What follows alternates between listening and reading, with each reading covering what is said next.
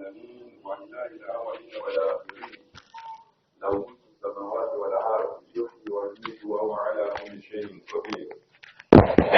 الذي نزل الفرقان على عبده ليكون للعالمين نذيرا الذي له ملك السماوات والأرض ولم يتخذ ولدا ولم يكن له شريك في الملك وخلق كل شيء فقدره تقديرا.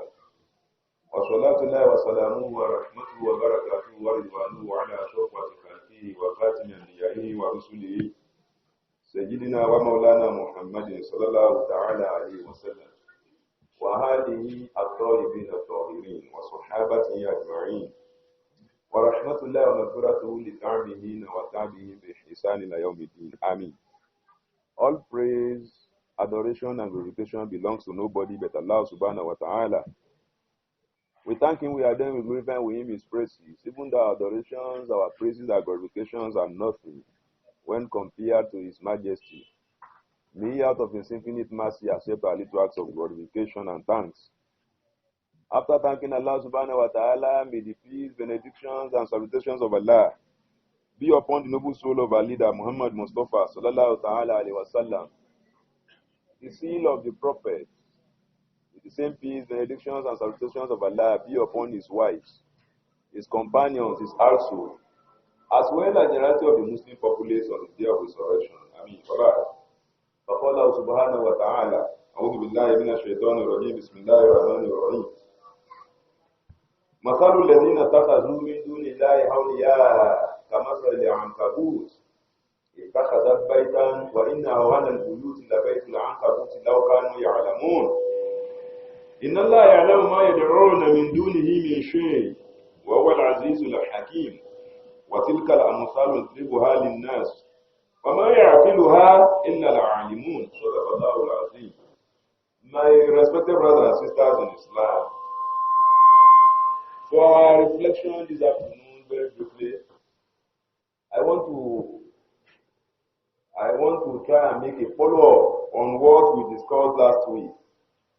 If we don't forget, what we discussed last week was trusting in Allah, having an absolute trust in Allah subhanahu wa ta'ala in terms of everything about us, whether in terms of provision, whether in terms of protection, security, in terms of anything, we must have an unwavering trust, absolute trust in Allah subhanahu wa ta'ala, whether it is thick or thin, whether we are happy or sad, whether the situation on ground is in our favor or is against us, we must have trust in Allah if we want to live peaceful life, if we want to meet with the pleasure of Allah subhanahu wa ta'ala.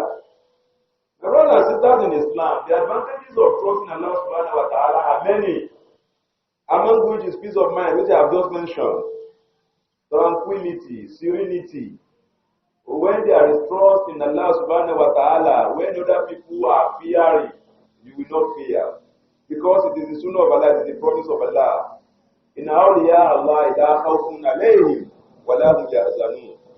Those who are friends of Allah subhanahu wa ta'ala, they will never entertain fear. They will never tremble. It is the sunnah of Allah subhanahu wa ta'ala. Part of the advantage is that there will be a great reward. There will earn rewards from Allah subhanahu wa ta'ala.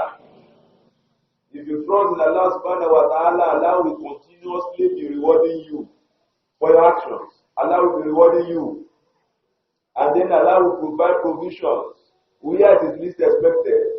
There are so many verses directing our minds to this.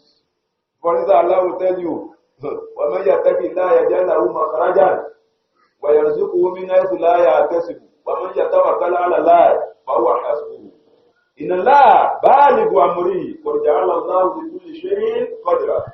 If you look at that part, you discover that even virtually most of the advantages of having trust in Allah subhanahu wa ta'ala are already enumerated in those verses I just read. Part of the advantage is that there will be progress in your life when you have trust in Allah. You are going to have progress in your life. It is the sunnah of Allah. And so on and so forth. But if I'm talking about the advantages, I must as well cast our mind back to, I must direct our attention, direct our minds to the disadvantages as well, so that we can pick in between the advantages or the disadvantages. May Allah allow us to have trust in Him so that we can have the numerous advantages of having trust in Allah subhanahu wa ta'ala. Part of the disadvantage that one will be if you don't have trust in Allah, you will always be having emotional distress, emotional disturbances, psychological distress, psychological disturbances. You will always be having it if you don't have trust in Allah. Because life is such that without trust in Allah subhanahu wa ta'ala, what you'll be having every second of your life from time to time will be distressed. You are going to be stressed psychologically, mentally, emotionally. You are going to be in stress, perpetual stress, more or less. Not only that, emanating out of that stress is retrogression in one's life. One will never progress. You don't have trust in Allah. There will always be retrogression. Then you will lose faith. Then there will be punishment from Allah subhanahu wa ta'ala. Disadvantages are many indeed. So my brothers and sisters in Islam, today for our reflection, I'm directing our mind back to Surah Al-Ankabut, Quran chapter 29, verses 41, 42, and 43. Allah subhanahu wa ta'ala will always make similitude and parables in the Quran, so that you and we can reflect properly, for proper understanding. Allah subhanahu wa ta'ala will be making use of some parables, some similitude at times, for you and I in the Quran. Allah subhanahu wa ta'ala, here in these verses, Surah Al-Ankabut, Quran chapter 29, Quran chapter 29, verses 41, 42, and 43. Allah subhanahu wa ta'ala is making reference to the spider. Allah says, وَذَرُوا الَّذِينَ اتَّخَذُوا مِن دُونِ اللَّهِ أَوْلِيَاءَ, those that you are taking as trustee beside Allah subhanahu wa ta'ala, so those that you are taking as protector beside Allah subhanahu wa ta'ala, those that you are taking as provider beside Allah subhanahu wa ta'ala, Allah says their similitude is just like that of a spider. Then we ask ourselves, the similitude is like that of the house of a spider. Then we ask ourselves, what is the rationale behind this statement of Allah subhanahu wa ta'ala? Why is Allah making reference to spider? Briefly, my brother, if you look at it very well, spider is naturally endowed with certain skills. If you don't know anything about it, you know that when it comes to the skill of weaving, spider is naturally endowed with it. Spider is such that when anytime the spider will always weave its own house.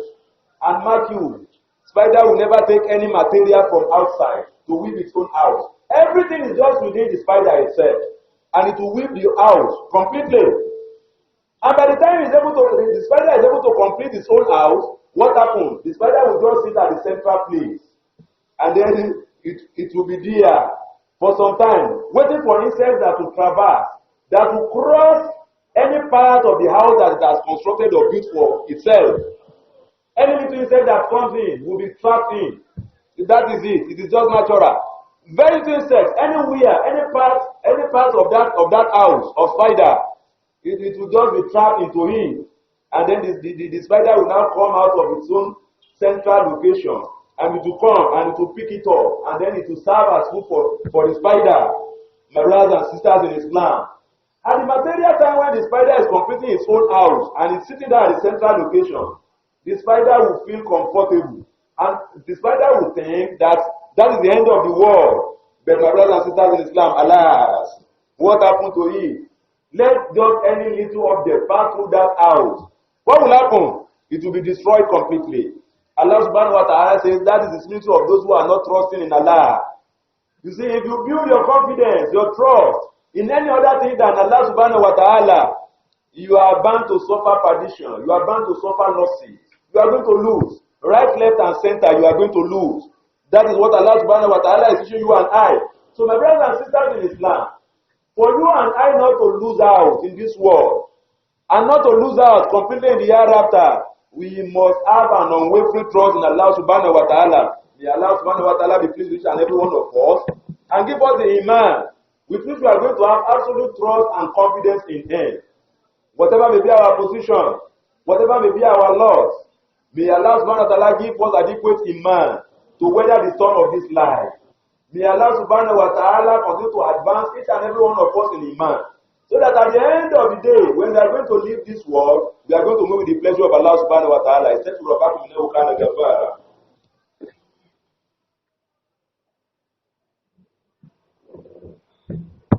Ẹ̀yin ọmọ ìyá mi alápẹ̀ẹ́ inú ẹ̀sìn àsùnlà lọ́kùnrin àti ní obìnrin. Akíra wa ní kí ìtọ́lá ayé ọlọ́run bọba àdèkè ọlá. Tó ti léwu lẹ̀ka ayé ọlọ́run tó ẹ̀yin wa ò lè ṣe lè di orí rẹ̀ lórí wa o. Oore tó ṣe fẹ́ mi pọ̀ èyí tó ṣe fún wọn náà pọ̀. Ọlọ́run sì wá lẹ́dà tí ó mú oore o. Ní gbogbo ìgbà tá a bá ti ń bẹ láyé, yá lè máa yìn ọ́, yá lè máa bá àánú rẹ̀ pàdé. Lẹ́yìn ìgbà tá a dúpẹ́ fọ́lọ́ ọba tààlà tààlà láti fún aṣọ ẹ̀jẹ̀ dáàbò hàn náà. Ẹni tó ti fún lòpin àwọn òṣìṣẹ́ ẹni tó jẹ́ sí ọlọ́run ọba tó jẹ́ lókòǹgbò ìkẹ́ àti ìyá tó lálọ́kọ́ ọba aṣọ ẹ̀jẹ̀ dáàbò hàn náà. Àti gbogbo àwọn ará ilé àti gbogbo àwọn sàbí àti gbogbo nínú ìrìnà tí ọmọ ìlànà aṣọ ẹ̀jẹ̀ dáàbò hàn náà sallallahu alaihi wasallam títí tí ó fi dọjọ́ ọ̀kan yìí. Lẹ́yìn wá gbà náà ní ṣókí fáǹfà ní àwọn bàbá àtàwọn ìyá wa tí wọ́n wá láti gbòòrò tọ́nà ọ̀kadà ra tí wọ́n gbèdé fètèfètè tí mo ti ń wí láti bí ìṣẹ́jú bíi mélòó kan sẹ́yìn. Tí a bá ní gbàgbé lágbára wa sọ̀rọ̀ níjẹjọ òun náà ni ìmọ̀ nígbẹ̀kẹ̀lé inú Ọlọ́run. Ọmọ ìyá mi alápẹ̀ inú ẹ̀sìn àṣìlá tí ń gbọ́ mi àtèmi náà tí mò ń wí a máa dùn ún wí a sì máa dùn ún gbọ́. Bí yẹn bá ti ń lọ nínú ayé ìgbẹ̀kẹ̀lé inú Ọlọ́run ọbẹ̀ èèyàn ni ó máa fojú hàn. Ìgbẹ̀kẹ̀lé inú Ọlọ́run ọbẹ̀ èèyàn ẹ̀dá máa páàsì ńgbà mí ẹ̀dá sì máa bíìlì ńgbà mí. Ọlọ́run ṣe wá lẹ́rúsìn tí ó páàsì délẹ̀ Ọlọ́run. Gbogbo ibi tí kùdìẹ̀kùdìẹ̀ wa tó wà nínú ìmánì wa Ọlọ́run fọ ìmánì ẹnì kọ̀ọ̀kan wa mọ́. Ẹ̀yin ọmọ ìyá mi máa gbẹ́kẹ̀lé Ọlọ́run ọláwọn àǹfààní tó pọ̀ tá a lè kà tán. Lára àwọn àǹfààní ibẹ̀ ni pé yẹn ó ní ìbàlẹ̀ ọkàn. Wàláhì ìwé tó bá ní gbẹ́kẹ̀lé inú Ọlọ́run kò ní ní dààmú ẹ̀mí. Kò ní ní dààmú ẹ̀mí. Bí ẹ bá ti gbẹ́kẹ̀lé Ọlọ́run tó bẹ́ẹ̀ ni ò sí ní dààmú ẹ̀mí ara rẹ̀ tó. Èkó sásìkò fún mi láti ti máa ya lọ nínú èèyàn ni. Bí ẹ bá tún wá ní gbẹ́kẹ̀lé inú Ọlọ́run yóò tún wá máa gba ládá. Gbogbo tí ọba dé tẹ́lẹ̀ bá ti ní gbẹ́kẹ̀lé inú Ọlọ́run èèyàn rí jẹ èèyàn gbà pọ́ Ọlọ́run ló ṣe èèyàn rí jẹ ọgbà pọ́ Ọlọ́run náà ni èèyàn rí ná ọgbà pọ́ Ọlọ́run ni kò rí ná ọgbà pọ́ Ọlọ́run ni ó wà nínú ìdùnnú ọgbà pọ́ Ọlọ́run ló mú dùnnú wá ó wà nínú ìbànújẹ́ ọgbà pọ́ Ọlọ́run náà ló tún mú wá. Kọ̀ wá fi agbára tọ́lọ́run kò fi ti sọ́dọ̀ ẹnì kankan wọlé ní gbogbo ìgbà tẹ́lá bá ń ṣe bẹ́ẹ̀ yóò dùn náà gbàládá ìyẹn nìkan tó wá kọ́. Ọlọ́ọ̀bọ wa máa pèsè fún gbogbo ibi tí ò ti ronú dáadáa Ọlọ́run máa mú dáadáa wá ń bẹ̀. Àwọn ọ̀rí ọ̀rọ̀ pọ̀ ìmọ̀kọ̀ sásìkò lónìí bẹ́ẹ̀ náà tún ní ìmọ̀ lọ síwájú bóyá láyé ń bí àbí bẹ́ẹ̀ kọ́ ìlọsíwájú tó tọ́jú ọ̀gbìndì àlìkíámà tí mo lè pè ní mundane as well as spiritual progress. Tí èèyàn bá ní ìgbẹ́kẹ̀lé inú Ọlọ́run wọlé yóò máa lọ wájú ibi tó wà lánàá kí ọ wà lónìí tọ́ra àánú Ọlọ́run bọ́ máa lè bá mélòó la wá fẹ́ kà nínú àwọn àǹfààní tí ń bẹ nínú máa gbẹ́kẹ̀lé Ọlọ́run kò sásìkò mo ti wí bẹ́ẹ̀. Bàbá wọn sọ pé àwọn àǹfààní tí ń bẹ nínú máa gbẹ́kẹ̀lé Ọlọ́run ní ó yẹ ká sọ fúnra wa náà kí làwọn ń tọ́já burú tí ń bẹ nínú àìnígbẹ́kẹ̀lé nínú Ọlọ́run. Àwọn aburú bẹ́ẹ̀ pọ̀ lọ jàrá àlè kàwọn náà tán. Ọ̀kan nínú ẹ̀ ni pé tọ àìbalẹ̀ ọkàn ilé yóò jogún nítorí òyìnbó kò ní emotional disturbance. Nítorí tátátá ò ní balẹ̀ tí wọ́n kò ní psychological disturbance téèyàn kò ní gbádùn ayé. Ọ̀kọ̀ọ̀kan rẹ̀ ni mo lè lọ straight àmọ́ pọ̀ sásìkò fún mi àwọn alátètè máa ti ran. Téèyàn ọba ti ní gbẹ́kẹ̀lé inú Ọlọ́run yóò dààmú. Mo ti sọ lórí mímbàrí rí kí n tún sọ. Èèyàn méjì tó rí ń fọ́ lápèjúwe ẹnìkan nígbà pé Ọlọ́run ló mú wá tí ń bá lo fẹ́ǹsìkì àbí paracetamol tí ń bá ti sùn yọ́ lọ. Ẹnìkan bá ní àwọn ayé ní bẹ́ǹdì kìíní tí ń bá múra wọn hàn lè mọ. Èyí tí ẹnìkejì wọn bí ṣe ń sọ́fà emotional disturbance bẹ́ẹ̀ ni tó ń sọ́fà kí ni psychological disturbance. Yìí ti ń stress ara rẹ̀ ni kọ̀wá tó tún kò tún wá rọrùn kọjá pé orí fífọ́ rẹ̀ bó tètè lọ. Torí pọ̀ nǹkan tó ń dákun ni pẹ̀lú bí ṣe ń ṣe nǹkan pẹ̀lú ìgbàgbọ́ rẹ̀. Amẹ́ni tètè Ọlọ́run ló mú wá Ọlọ́run lọ́mọ bí ó ṣe kú mbẹ́ wọlé ọlọ́run kò rí fọ́ rẹ̀ ó tètè lọ súnà Ọlọ́run ọba àníkẹ́ ọlá ni. Bẹ́ẹ̀ náà wà ní téèyàn bá ní gbẹ́kẹ̀lé inú Ọlọ́run tí ó fọkàn sọ́dọ̀ Ọlọ́run wàláhì ọ̀rọ̀ kò ní lọ síwájú ẹ̀yìn lọ́rọ̀ rẹ̀ ó máa padà sí Ọlọ́run má dá padà sẹ́yìn láéláé. Béèyàn bá ní gbẹ́kẹ̀lé inú Ọlọ́run ìmánì ó wá sọnù ẹni tí ó bá sì ní ìmánì ó kò fún ayé ó kò fún ọ̀run.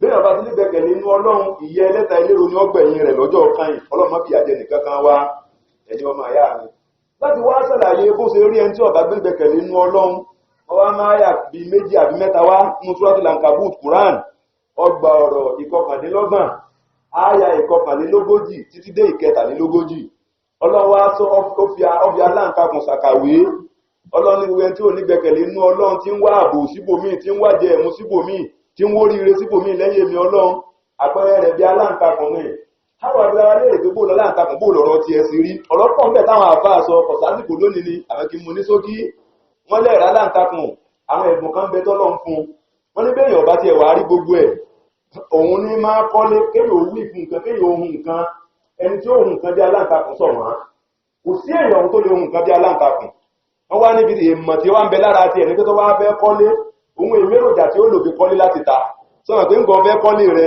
wọ́n lọ kó yanrìn wọ́n wá sìmẹ́ǹtì wọ́n wá takataka wọ́n wá mú lọ wọ́n wá gbogbo ẹ̀ wọ́n wá yọ búlọ́ọ̀kù tálàǹtakùn kọ́ natural látara rẹ̀ yóò ti máa kọ́lé àṣẹ ọlọ́wọ́ ọba àlékè ọlá ni lórí pé tọ̀rọ̀ lọ gbówù wá ń bì kan àdámọ́ tọ́lọ́wọ́ ọba àlékè ọlá ni ẹ̀fún ni yọ́wà bẹ̀rẹ̀ sí ní máa hún yọ́wà máa hún bí tẹ́ ń hún ìyọ́wà hún níjọ́ mi ọmọ ìyá mi tọ́lọ́ bá másìkò wa ń sọ àwọn scientific discoveries tí wọ́n látara aláǹtakùn fún wa nípa àwọn the so-called architects òde òní ẹ lọ béèrè wọ́n kọ́pì àwọn kankan látara aláǹtakùn kò sásìkò lónìí tálàǹtakùn bá wá hun tí ó hun tán ọmọ ìyá mi yọ́wà lọ jókòó sáàrin gbùngbùn sí center point ibẹ̀ yọ́wà jókòó sí kọ̀wá sí ẹranko kéékèèké téńtéńtéńtéńté tó kọjá anywhere níbi tó bá déhun tí ò ní mà wọ́n ń pè yẹn ní spider telecommunication web something olóko kan tẹ́ fún tó bá ti débẹ̀ tí nǹkan bá ti kan ẹyọ fọ́nrán òwú nǹkan láì aláǹtakùn ti mọ̀ pé ibi tó ti kàn ní kọ̀wá ní máa wá pé níbo ni náà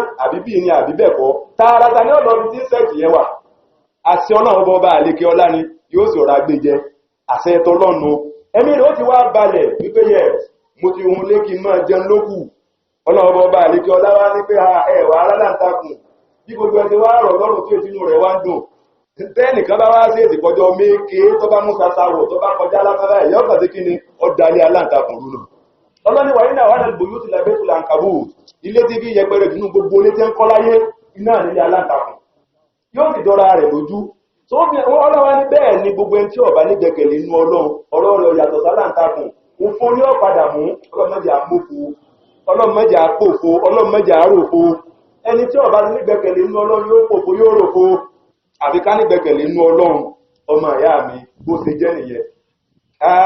síwájú ká tó máa gbèrò náà ró ọ̀dà òwúrò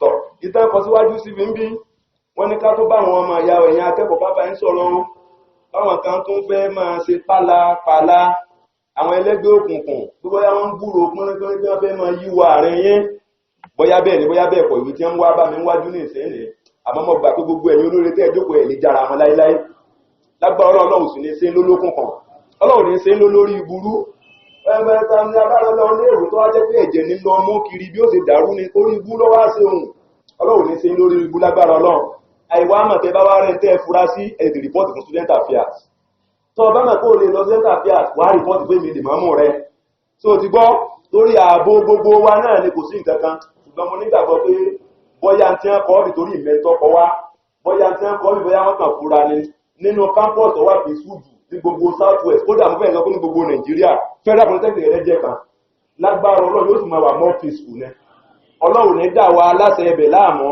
kò ní dà wá ẹ̀yin akẹ́kọ̀ọ́ náà kò ní dà wá láàmú ìbádàá àwọn tákùn lónìí nàlẹ́ àmúrú gbádùn àlè sáà wàyí tẹ̀ sí kúrò àyàn ní ìfàṣẹ àwọn ìmúkàrí wà gbàgbé ẹ̀sùn ńlá láti tàṣàkà gbogbo tí mo kéhùn pọ̀sẹ̀ tí wájú mà tí ò ti mọ̀ túmọ̀ rẹ̀ ẹjá lọ mú ṣùgbọ́n náà rọ̀ bíkà.